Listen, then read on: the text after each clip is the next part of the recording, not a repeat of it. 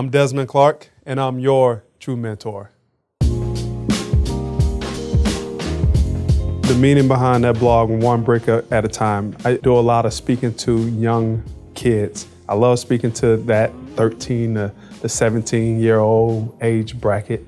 And what I always tell them is to envision their life like a house. And I always say, who wants to live in a small shack? Nobody. Nobody wants to live in a small shack. Then I say, okay, what's the first thing that you have to do to build a house?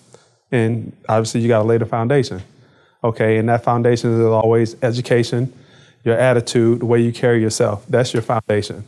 And after you lay that foundation, now it's time to stack bricks. And the same thing in business. Once you go to school, now you have a job. Now you're stacking those bricks to build your life or build your home, is the metaphor.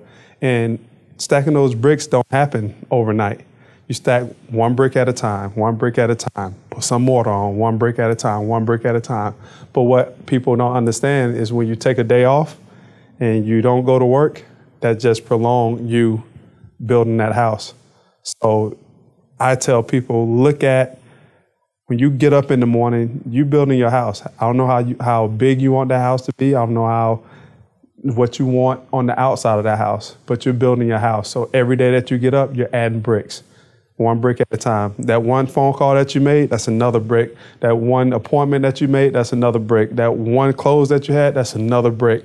And it's one brick at a time, but it's gonna take a while for you to build that house. Houses are not built overnight.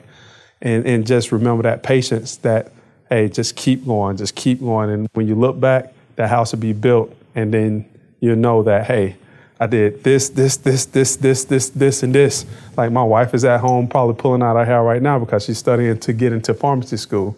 Every day that she's opening up that book, reading a chapter or something, that's just one more brick that she's adding to our house. You got to find something that's bigger than you for the reason that you're doing something. Once you figure out your why, then you can start figuring out your how. But until you figure out your why, you're just going to be floating. And your why is going to be what gets you up in the morning.